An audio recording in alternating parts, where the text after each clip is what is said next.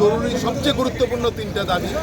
এক হচ্ছে বেকারদের কর্মসংস্থান, দ্বিতীয় হচ্ছেন আমাদের রাজ্যের যে জঙ্গলের রাজত্ব চলছে এই জঙ্গলের রাজত্বের অবসান করে আইনের শাসন প্রতিষ্ঠা করা, আর নেশা এবং নেশা কারবারি দুইয়ের বিরুদ্ধে সরকারকে কঠোর পদক্ষেপ গ্রহণ করা।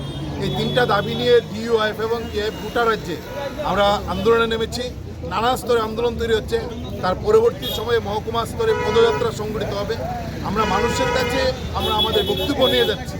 যেখানে সভা করা সম্ভব সভা করছি, যেখানে সভা করা সম্ভব নয় সেখানে আমাদের লিখিত লিফলেটের মধ্য দিয়ে আমাদের বক্তব্য আমরা তুলে ধরছি যে গোটা রাজ্যে বেকারদের বঞ্চিত করে একদম চাকরির দরজা বন্ধ করে দেওয়া হয়েছে। দ্বিতীয়ত যেখানে সামান্য চাকরি হচ্ছে সেখানে বহির্রাজ্যের যুবকদের চাকরির সুযোগ করে দিচ্ছে। আউটসোর্সিংয়ের নাম করে আমাদের রাজ্যের মেধাবী যুবদের মেধা তাদের শ্রম তাদের রক্ত কম মজুরিতে চুষে নিচ্ছে। আর তার সঙ্গে হচ্ছেন 50,000-এর উপর শূন্যপদ পড়ে আছে, সরকার নিয়োগ করছেন না।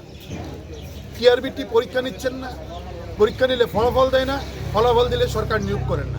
এইরকম এক অরাজক পরিস্থিতি। স্কুলে শিক্ষক নেই, হাসপাতালে ডাক্তার নেই, নার্স নেই, অফিসে কর্মীর সংকট, অথচ 50,000 শূন্যপদ নিয়োগ করছেন না। এই রেগার শ্রমদিবস বৃদ্ধি, মজুরি বৃদ্ধি কোনোটাই করছেন না। ফলে এক পরিস্থিতির মধ্যে দাঁড়িয়ে আমরা দেখছি এই পরিস্থিতির জন্য মানুষ তার অধিকারের জন্য লড়াই করতে না পারেন, কাজের জন্য লড়াই করতে না পারেন, নেশার বিরুদ্ধে যেন স্লোগান তুলতে না পারেন, তার জন্য শাসক বিজেপি আবার বাইক বাহিনী, গুন্ডা বাহিনী, মাতব্বর লেলিয়ে রেখেছে।